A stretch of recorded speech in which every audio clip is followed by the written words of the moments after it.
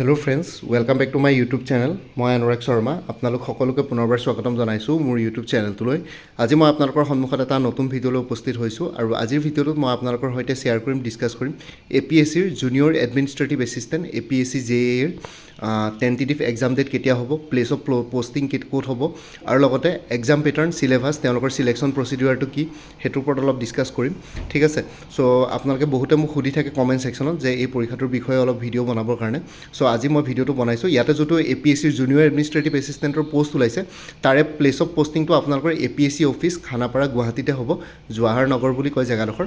চ' ইয়াতে APSCৰ অফিচতে আপোনালোকৰ পষ্টিং হ'ব, কাৰণ এইটো জুনিয়ৰ এডমিনিষ্ট্ৰেটিভ এছিষ্টেণ্টটো কোনো গভৰ্ণমেণ্ট ডিপাৰ্টমেণ্টৰ কাৰণে তেওঁলোকে ৰিক্ৰুট কৰা নাই, তেওঁলোকৰ নিজৰ অফিচৰ কাৰণে ৰিক্ৰুট কৰিছে। তেওঁলোকৰ APSCৰ অফিচ প্ৰিমিচেছৰ ভিতৰত আপোনালোকৰ পষ্টিং হ'ব। চ' লাইফ টাইম আপোনালোকে APSCৰ ভিতৰতে আপোনালোকৰ APSCৰ অফিচতে ইয়াতে চাকৰি কৰিব লাগিব। ট্ৰেন্সফাৰেবল নহ'ব, নন ট্ৰেন্সফাৰেবল হ'ব জুনিয়ৰ এডমিনিষ্ট্ৰেটিভ এছিষ্টেণ্টৰ পষ্ট। এইটো এটা গ্ৰেড 3 পষ্ট হয়। চ' APSC জেনেৰেলি আপোনালোকৰ গ্ৰেড 3 পৰীক্ষা কণ্ডাক্ট নকৰে আছাম গভৰ্ণমেণ্টৰ। চ' সেইটো কাৰণে আপোনালোকৰ ইয়াতে পষ্টিং APSCৰ অফিচ জৱাহৰ নগৰ খানাপাৰা গুৱাহাটী ইয়াতে হ'ব। লাইফ টাইম আপোনালোকে গুৱাহাটীত থাকি চাকৰি কৰিব লাগিব। ঠিক আছে। চ' এইখিনি কৈ দিলোঁ। বাকী টেণ্টেটিভ এক্সাম ডেটটো আপোনালোকৰ এপ্ৰিল মাহত হোৱাৰ সম্ভাৱনা কম আছে, কাৰণ পঞ্চায়ত ইলেকশ্যন আৰু কিবা কিবি তেনেকুৱা ধৰণৰ আছে। চ' এপ্ৰিল নহৈ পেলাই মে' মাহত হোৱাৰ সম্ভাৱনা বেছি আছে, নহয় বা যদি জুনলৈ যায়গৈ তেতিয়াহ'লে জুনৰ 1 তাৰিখেতো কম্বাইণ্ড কম্পিটিটিভ প্ৰিলিমিনেৰী এক্সামিনেশ্যন আছে APSCৰ। চ' জুনৰ CC প্ৰিলিমছৰ পাছত আপোনালোকে এক্সপেক্ট কৰিব পাৰে। ঠিক আছে। মে' আৰু জুন এই দুটা মাহৰ টেণ্টেটিভ মাহৰ ভিতৰতে পৰীক্ষাটো অনুষ্ঠিত হোৱাৰ সম্ভাৱনা বেছি আছে। এতিয়া এপ্ৰিল মাহত সম্ভাৱনা অলপ মই কম দেখিছোঁ, তথাপিতো চাব লাগিব লেটছ চি কি হয়। কিন্তু মে' আৰু জুনতে চান্সেছ বেছি আছে, আৰু এইটো এডভাৰটাইজমেণ্ট বহুত আগতেই ওলালে। চ' সেইটো কাৰণে পৰীক্ষা কণ্ডাক্টটো কৰিবই লাগিছিলে বাৰু। চ' এতিয়া কিবা কৰে নাজানো, কিন্তু মে' আৰু জুনত আপোনালোকৰ এক্সাম কণ্ডাক্ট কৰাৰ সম্ভাৱনা বহুত বেছি চান্সেছ আছে। আৰু ইয়াতে যদি আমি চিলেকশ্যন প্ৰচেছটোৰ কথা চাওঁ তেতিয়াহ'লে চিলেকশ্যন প্ৰচেছটোত আপোনালোকৰ ফেজ 1 থাকিব, তাৰপিছত ফেজ 2 থাকিব আৰু ফেজ 3 থাকিব। 3টা ফেজত চিলেকশ্যন প্ৰচেছটো কমপ্লিট কৰিব তেওঁলোকে। আৰু আপোনালোকৰ 3টা প্ৰচেছ একেলগে নহয়। ঠিক আছে। ফেজ 1ত যিসকলে কোৱালিফাই কৰিব, যিসকলৰ মাৰ্কছ কি বুলি কয় আপোনালোকৰ কাট অফ মাৰ্কছৰ অনুসৰি তেওঁলোকৰ নাম থাকিব, লিষ্টেড থাকিব, তেওঁলোকেহে ফেজ 2 দিব পাৰিব। আকৌ ফেজ 2ৰ পৰা ফেজ 3 যাবৰ কাৰণে ফেজ 2ত আকৌ তেওঁলোকে কাট অফ মাৰ্কছত থাকিব লাগিব, তাৰপিছতে ফেজ 3 যাব পাৰিব। ঠিক আছে। ষ্টেপ বাই ষ্টেপ হ'ব।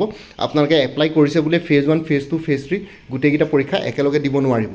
ঠিক আছে। ইয়াতে তেনেকুৱা বস্তুটো the selection process will কনজিষ্ট of 3 phases। Phase 1 screening test OMR বেছ। ঠিক আছে। প্ৰথম যোনটো ফেজ 1 আছে সেইটো স্ক্ৰিনিং টেষ্টটো OMR বেছ হ'ব, আৰু ছাবজেক্টছ চিলেবাছ, ডিউৰেশ্যন আৰু মাৰ্কছ কি থাকিব ইয়াতে কৈ দিছোঁ। জেনেৰেল ষ্টাডিজ OMR বেছ MCQ বেছ এখন পেপাৰ থাকিব। জেনেৰেল ষ্টাডিজৰ APSC যেনেকৈ পৰীক্ষাবিলাক কণ্ডাক্ট কৰে, জেনেৰেল ষ্টাডিজৰ এখন পেপাৰ থাকে। ইয়াতে কাৰেণ্ট এফেয়াৰ্ছ থাকিব, ইণ্ডিয়া আৰু অসমৰ ভিতৰত কাৰেণ্ট এফেয়াৰ্ছ আপোনালোকে 2024 ফুল ইয়েৰটো আৰু 2025 পৰীক্ষালৈকে চাই গ'লে হ'ল। এতিয়া বৰ্তমান মাৰ্চলৈকেতো আপডেটেড হৈ আছে। মোৰ কৰ্চতো মাৰ্চলৈকে কাৰেণ্ট এফেয়াৰ্ছ তাতে ইনক্লুড কৰা আছে। কৰ্চটো ল'ব পাৰে জুনিয়ৰ এডমিনিষ্ট্ৰেটিভ এছিষ্টেণ্ট। কৰ্চটোৰ বিষয়ে ক'ম বাৰু, প্ৰথমতে চিলেবাছটো ডিছকাছ কৰি লৈছোঁ। বাকী আছাম হিষ্ট্ৰী, ইণ্ডিয়ান হিষ্ট্ৰী আৰু নেশ্যনেল মুভমেণ্টৰ ওপৰত কুৱেশ্যনছ আহিব। ঠিক আছে। তাৰপিছত জিঅ'গ্ৰাফী, ইণ্ডিয়া আৰু Assam, economy of India and Assam, Indian polity আৰু constitution of India, numerical ability, general mental ability. So' এইকেইটা ছেকশ্যনো আপোনালোকে চাই যাব লাগিব। ইয়াতে ক্লাছ 10 লেভেল মেথমেটিক্সৰ কথা কোৱা নাই বা মেথছৰ কথা কোৱা নাই। Numerical ability, general mental ability আপোনালোকে APSCৰ প্ৰিভিয়াছ ইয়েৰ কুৱেশ্যন পেপাৰ্ছবিলাক চালে গম পাব। খালি মোৰ কৰ্চটোত মই নিউমেৰিকেল এবিলিটি, জেনেৰেল মেণ্টেল এবিলিটিটো কভাৰ কৰা হৈছে যিমান পাৰোঁ প্ৰিভিয়াছ ইয়েৰ কুৱেশ্যনছ লৈ পেলাই। ঠিক আছে। APSCয়ে শেহতীয়াকৈ যিমানবিলাক এক্সামছ কণ্ডাক্ট কৰিছে সেইবিলাকৰ পৰা লৈ পেলাই। So' numerical ability, general mental ability কৰ্চটোত পাই যাব বাৰু।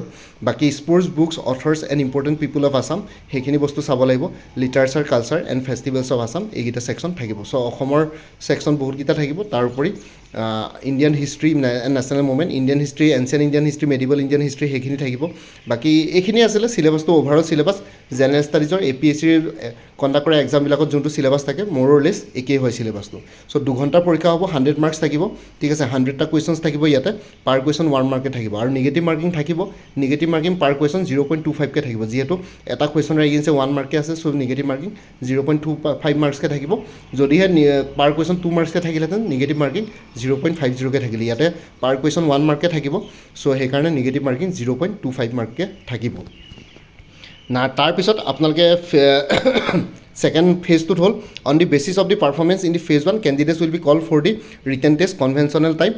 Phase 2 the subject syllabus duration and marks are as follows. ঠিক আছে সো আপোনালোকে phase 1 টো সাকসেসফুলি ক্লিয়াৰ কৰাৰ পিছত পাৰফৰ্মেঞ্চ ফেজ 1ৰ পাৰফৰ্মেঞ্চ যি হয় তাৰ ভিতৰত কেণ্ডিডেটছ কিছুমানক written test conventional type phase 2লৈ মাতা হ'ব এইটো ফেজ 2টো কনভেনশ্যনেল বা ডেছক্ৰিপটিভ হ'ব গোটেই পেপাৰকেইখন প্ৰথমটো হৈ গ'ল জেনেৰেল ইংলিছ তাতে ৰিপৰ্ট ৰাইটিং কম্প্ৰিহেনশ্যন গ্ৰামাৰ সেইবিলাক বস্তু আহিব ঠিক আছে কম্প্ৰিহেনশ্যন গ্ৰামাৰ ৰিপৰ্ট ৰাইটিং এইখিনি বস্তু আহিব 100 মাৰ্কছৰ থাকিব 3 ঘণ্টাৰ পেপাৰ এইটো ডেছক্ৰিপটিভ হ'ব আপোনালোকে লিখিব লাগিব ঠিক আছে মাল্টিপল চইচ কুৱেশ্যন নহয় মানে এটা কুৱেশ্যনৰ এগেইনষ্টে 4টা অপশ্যন নিদিয়ে গোটেই আপোনালোকে লিখিব লাগিব গোটেই পেপাৰত নেক্সটটো হৈ গ'ল জেনেৰেল আছামিজ আৰু এল্টাৰনেটিভ ইংলিছ ইয়াৰ ভিতৰত যিকোনো এটা ছাবজেক্ট আপোনালোকে ল'ব পাৰিব কোনোবাই যদি অসমীয়া ল'ব বিচাৰে অসমীয়া ল'ব পাৰিব কোনোবাই এল্টাৰনেটিভ ইংলিছ ল'ব বিচাৰিলে এল্টাৰনেটিভ ইংলিছ ল'ব পাৰিব চ' জেনেৰেল আছামিজ আৰু এল্টাৰনেটিভ ইংলিছত বেলেগ একো নহয় ইয়াতে 1.5 ঘণ্টাৰ 50 মাৰ্কছৰ এটা পৰীক্ষা হ'ব এইটোত আপোনালোকৰ জেনেৰেলি গ্ৰামাৰ চামাৰ কিবা কিবি আহিব পাৰে দুই এখন এছ আহিব পাৰে এল্টাৰনেটিভ ইংলিছৰ যোনটো পাহৰিয়ে গৈছোঁ আচলতে এল্টাৰনেটিভ ইংলিছ কি আছিলে সেইটো হাই ছেকেণ্ডেৰী লেভেলতে আই থিংক কলেজবিলাকত পায়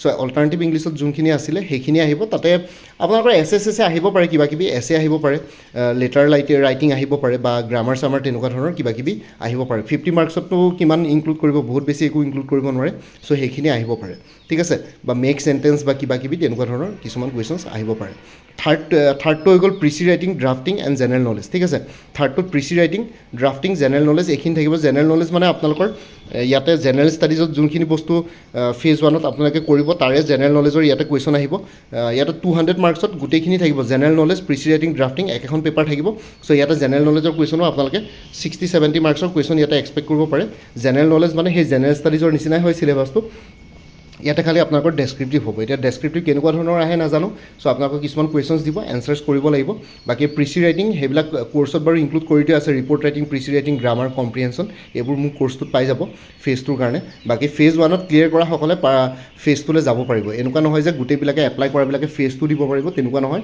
প্ৰথমতে ফেজ 1ত কনচেনট্ৰেট কৰক তাৰপিছত ফেজ 2ৰ কাৰণে আপোনালোকে ছাফিচিয়েণ্ট টাইম পাব 1.5 মাহমান সময় দিব 1.5-2 মাহ তাৰ পাছতে ফেজ 2 এক্সাম হ'ব ঠিক আছে চ' বেচিকলি আপোনালোকে ফেজ 1ৰ পৰা ফেজ 2লৈ আপোনালোকে এৰাউণ্ড 40 ডেইজ 45 ডেইজ সময় পাব তাৰ সময়ছোৱাত এইখিনি বস্তু প্ৰিপেয়াৰ কৰিব লাগিব আৰু ড্ৰাফটিং মানে কি লেটাৰ ড্ৰাফটিং তেনেকুৱা ধৰণৰ আহিব লেটাৰ ড্ৰাফটিং আহিব পাৰে ৰিপৰ্ট ড্ৰাফটিং আহিব পাৰে ড্ৰাফটিং মানে is all about writing in English ঠিক আছে চ' যিকোনো ধৰণৰ ইংলিছত লিখিব আহিব পাৰে ড্ৰাফটিং চ' তেনেকুৱা ধৰণৰ কথা এইবিলাক বস্তু এইবিলাক পেপাৰ অসমীয়াত লিখিব নোৱাৰে অকল জেনেৰেল আছামিজ বা এল্টাৰনেটিভ ইংলিছ ইয়াৰ ভিতৰত যদি অসমীয়া পেপাৰখন লয় জেনেৰেল আছামিজ তেতিয়াহে অসমীয়াত পাৰিব বাকীবিলাক general English precis writing drafting general knowledge এইবোৰ আপোনালোকে হয়তো ইংলিছতে লিখিব লাগিব ঠিক আছে চ' সেইটো হৈ গ'ল তাৰপিছত on the basis of the performance in phase 2 candidates will be called for the computer practical test and interview ঠিক আছে চ' আপোনালোকে ফেজ 2টো যিসকলে ছাকচেছফুলি ক্লিয়াৰ কৰিব তেওঁলোকে থাৰ্ড ফেজলৈ যাব এইটো ফাইনেল ফেজ হয় ইয়াতে আপোনালোকৰ কম্পিউটাৰ প্ৰেক্টিকেল টেষ্ট আৰু ইণ্টাৰভিউ থাকিব কম্পিউটাৰ প্ৰেক্টিকেল টেষ্টত 50 মাৰ্কছ থাকিব 1.5 ঘণ্টাৰ সময় আৰু ইণ্টাৰভিউত 48 মাৰ্কছ থাকিব কম্পিউটাৰ প্ৰেক্টিকেল টেষ্টত আপোনালোকৰ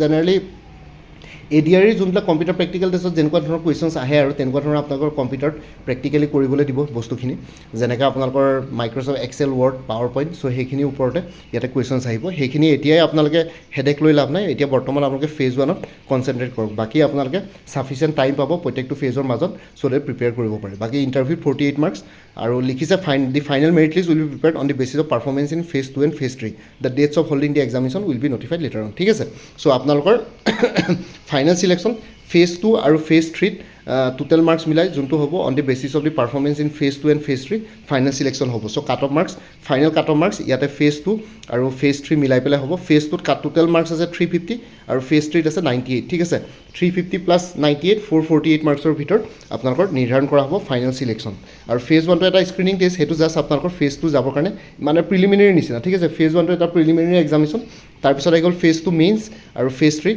কম্পিউটাৰ প্ৰেক্টিকেল টেষ্ট আৰু ইণ্টাৰভিউ চ' এইটো হৈ গ'ল চিলেকশ্যন প্ৰচিডিয়াৰ বা এক্সাম পেটাৰ্ণ চিলেবাছখিনি অকণমান ডিছকাছ কৰি দিলোঁ বাকী আপোনালোকৰ কাৰণে কোৰ্চ এটা এভেইলেবল আছে আপোনালোকে ল'ব পাৰে জুনিয়ৰ এডমিনিষ্ট্ৰেটিভ এছিষ্টেণ্টৰ ফুল কোৰ্চ এভেইলেবল আছে 349ত ইয়াতে ফেজ 1ৰ ফুল কোৰ্চ পাই যাব জেনেৰেল ষ্টাডিজৰ ওপৰত আৰু phase 2 general English plus precis writing ইয়াতে পাই যাব ঠিক আছে চ' জেনেৰেল ইংলিছ আৰু প্ৰিচি ৰাইটিংটো ইয়াতে ইনক্লুড কৰা আছে কাৰণ আপোনালোকৰ ইয়াতে কি বুলি কয় প্ৰিচি ৰাইটিং ইয়াতে ইনক্লুড কৰা আছিলে আপোনালোকে যে চাই ওপৰত ৰিপৰ্ট ৰাইটিং প্ৰিচি ৰাইটিং মই ইয়াতে ৰিপৰ্ট ৰাইটিং প্ৰিচি ৰাইটিং ইয়াতে আপোনালোকৰ ইনক্লুড কৰি দিছোঁ report writing precis writing general English plus precis writing মানে general English plus report precis এইখিনি বস্তু ইনক্লুড কৰা আছে চ' এইটো ল'ব পাৰে 349 ৰুপিছত এভেইলেবল আছে আৰু কোনোবা যদি ইণ্টাৰেষ্টেড আছে তেতিয়াহ'লে এই হোৱাটছএপ নম্বৰটো মেছেজ কৰি জনাওক 9706557851 মই আপোনালোকক কোৰ্চৰ কণ্টেণ্টছখিনি শ্বেয়াৰ কৰিম ডিটেইলছখিনি দি দিম পে'মেণ্টৰ লিংক দিম পে'মেণ্ট কৰাৰ লগে লগে গোটেই কোৰ্চটো নিজৰ হোৱাটছএপত PDF ফৰ্মেটত পাই যাব বাকী আপকামিং এক্সামছবিলাকৰ কাৰণেও যদি প্ৰিপেৰেশ্যন কৰি আছে তেতিয়াহ'লে মোৰ পৰা কোৰ্চ ল'ব পাৰে যেনেকৈ শেহতীয়াকৈ আছাম এগ্ৰিকালচাৰ ইউনিভাৰ্চিটিৰ ৰিক্ৰুইটমেণ্ট ওলাইছে জুনিয়ৰ এডমিনিষ্ট্ৰেটিভ এছিষ্টেণ্ট